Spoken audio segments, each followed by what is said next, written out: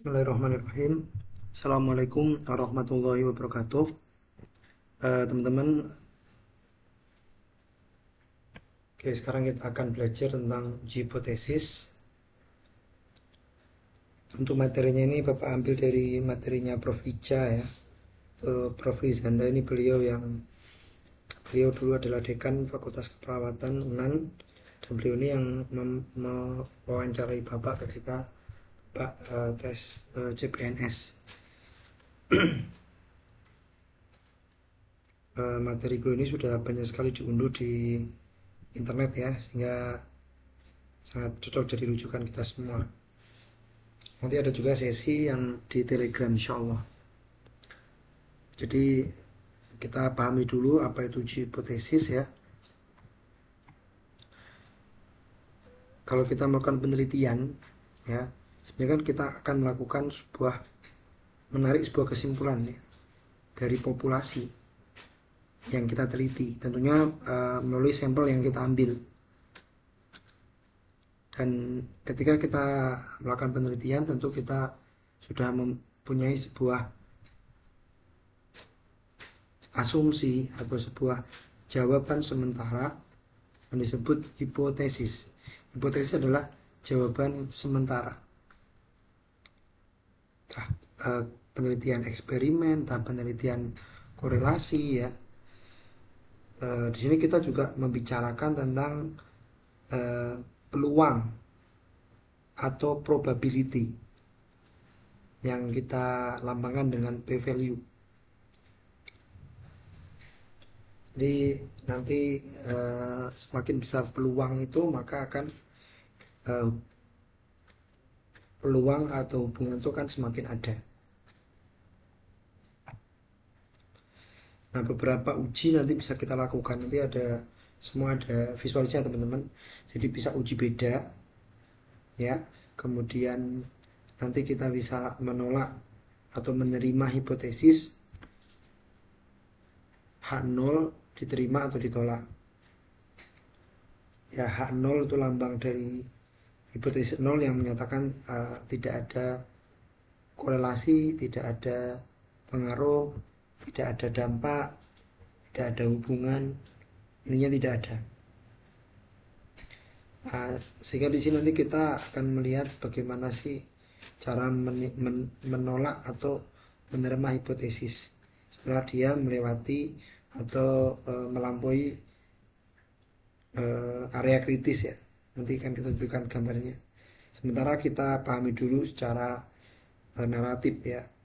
Jadi dari kata hipo dan tesis ya. Hipo ini artinya, jadi lihat ya, sementara, lemah ya. Sementara tesis artinya adalah pernyataan. Jadi masih pernyataan sementara, jawaban sementara. Bahasa mudanya adalah hipotesis adalah jawaban sementara. Silakan dicatat hipotesis. Sehingga di sini karena dia sementara berarti dia perlu diuji. Nanti setelah ini kita akan masuk ke mata kuliah biostatistik. Salah satu tujuannya adalah untuk menguji hipotesis. Apakah jawaban yang kita buat itu, yang sudah kita tentukan itu benar ataukah tidak. Kita menyatakan adanya hubungan antara merokok dengan serangan jantung misalnya, itu benar apa enggak. Nah, maka hipotesis tersebut atau jawaban sementara tersebut itu akan diuji kebenarannya. Nah, ini telah ya teman-teman, ada hipotesis 0 sama hipotesis alternatif. Ya, alternatif ini yang teman-teman tentukan atau teman-teman buat, terus habis itu teman-teman lakukan pengujian. Oke, di sini contohnya adalah untuk hipotesis 0 atau HO. Tidak ada perbedaan. Ya, pasti tidak ada. Tidak ada. Tidak ada hubungan. Tidak ada perbedaan berat badan bayi antara mereka yang dilahirkan dari ibu yang merokok dan ibu yang tidak merokok. Kalau alternatif berarti ada perbedaan, ada hubungan. Dah. Terus arah atau bentuk hipotesis. Ini memang nggak ada gambarnya. Nanti Bapak akan kasih gambarnya semua di eh, Telegram ya. Jadi ada yang one tail atau satu arah, kemudian ada two tail atau dua arah.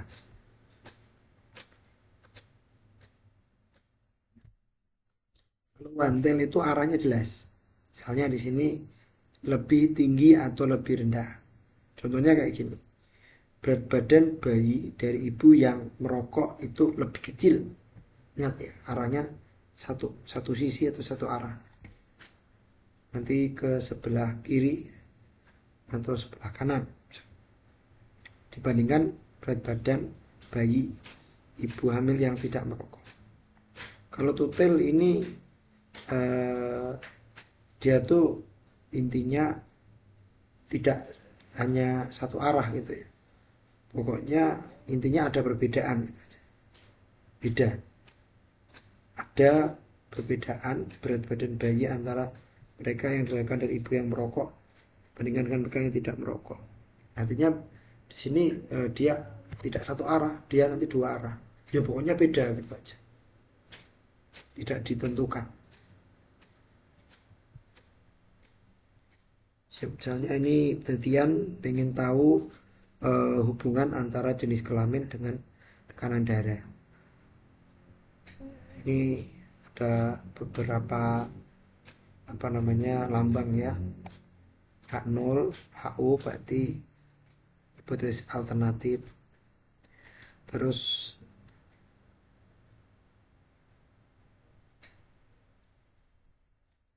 ini adalah lambang dari mean. Mean ini adalah rata-rata.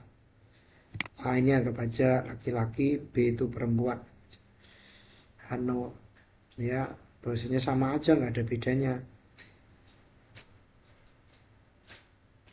Tidak ada hubungan jenis kelamin dengan tekanan darah.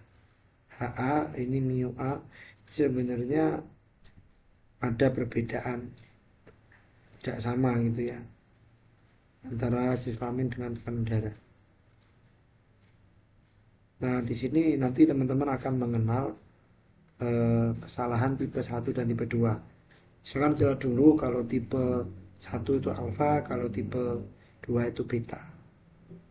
Alfa itu 5%, untuk beta boleh sampai 10%. Ini memang belum ada visualisasi ya teman-teman. Tak apa-apa. Nanti kita pahami. Jadi yang perlu dipahami adalah kesalahan tipe 1. Tipe 1 ini adalah kita menolak H0 padahal H0 itu benar.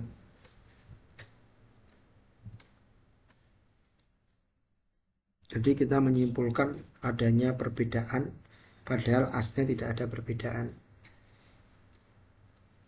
Nah, untuk kesalahan tipe 1 ini lambangnya adalah alfa. Jadi kalau ketemu alfa adalah apa itu alfa? Oh, kesalahan tipe 1. Tingkat signifikansi, tingkat kepercayaan. Mungkin nanti kalau dia alfanya itu 5%, maka tingkat kepercayaannya adalah berapa? 9 confident levelnya 95%.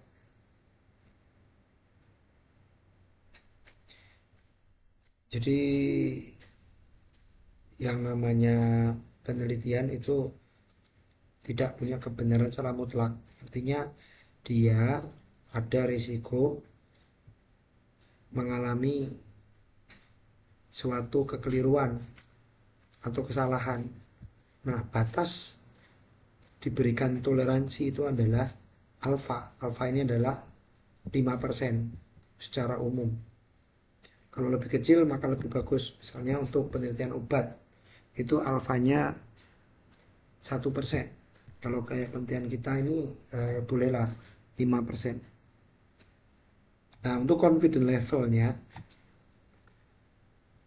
kalau dia alfanya 5% berarti confidence levelnya adalah 95%. 100 dikurangi 5 sehingga tingkat kepercayaan atau confidence level ini 95%. Kesalahan tipe 2 atau dilambangkan dengan beta. Kesalahan menolak H0 padahal H0 itu salah.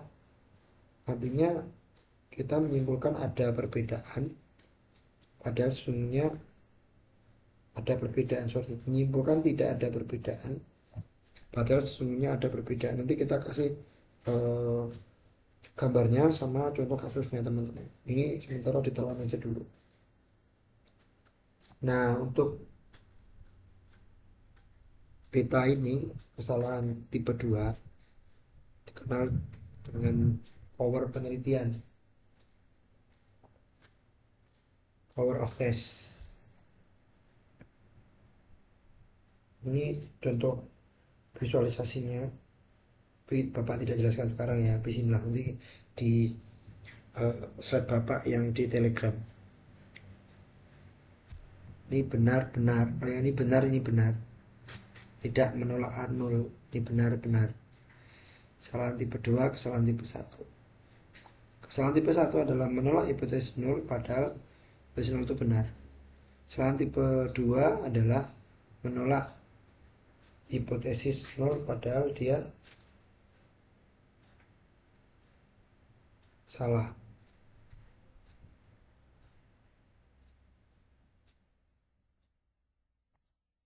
Teman-teman nanti tentukan nilai alfa dan nilai beta.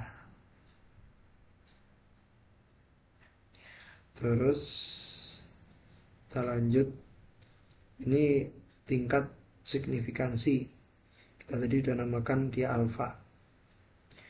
Jadi nilai yang menunjukkan besarnya peluang salah dalam menolak hipotesis nol. Ini kita kasih 5% ya. Tingkat signifikansi dicatat itu 5%. Jadi tidak boleh lebih dari 5%, maksimal 5%. Terus tadi sudah kita sampaikan ya, ini alfa 5%, dalam bidang obat itu alfanya 1%. Terus kita memilih uji parametrik atau non parametrik. Nanti insya Allah ada semua teman-teman di materi memilih uji statistik. Ada uji parametrik, ada non parametrik. Ini katanya sama biostatistik ya. Jadi tidak Bapak jelaskan dulu, tapi intinya kalau parametrik itu lebih bagus karena dia yang diuji adalah angka. Non parametrik itu yang diuji itu adalah kategori data kategori. Nanti ada distribusi populasi dikatakan normal, tidak normal. Normal itu kalau kita cek pakai uji statistik, misalnya pakai uji Kolmogorov-Smirnov atau Shapiro-Wilk, nanti dia akan p-value-nya lebih dari 0,05, maka dikatakan dia punya data yang berdistribusi normal. Kalau intinya, kalau parametrik itu harus memenuhi asumsi. Asumsi itu berarti salah satunya datanya berdistribusi normal. Jadi teman-teman nanti harus bisa melakukan uji normalitas data. Oke, kita lanjut. Sebenarnya ini adalah langkah-langkahnya. Nanti Bapak juga akan berikan simulasinya. Yang pertama kita menetapkan hipotesis, menentukan uji statistik yang sesuai, menentukan batas atau tingkat kemaknaan, level of significance tadi alpha 5%, penghitungan uji statistik dan pengambilan keputusan. Oke, ini udah dicatat tadi ya, 0, tidak ada, pokoknya tidak ada perbedaan, tidak ada hubungan. Kalau alternatif itu ada perbedaan, tapi perbedaan kita tidak tentukan seperti apa, yang penting ada perbedaan. Terus ini nanti aja lah ya, pokoknya ini nanti lebih spesifik ke apa namanya uji statistik, ada variabel dependent, independent, nanti ada semua ya. Oke, terus ini juga akan kita sampaikan nanti, tapi sementara kita lewati dulu biar mungkin teman-teman nanti lebih paham tentang uji hipotesis dulu ya. Tapi untuk pemilihannya, nah nanti kita akan ada sesi sendiri, dan Bapak juga ada bukunya. Oke, kalau H0 itu ini tandanya adalah sama ya, yang apa namanya, sama dengan rata-rata, ini tidak sama.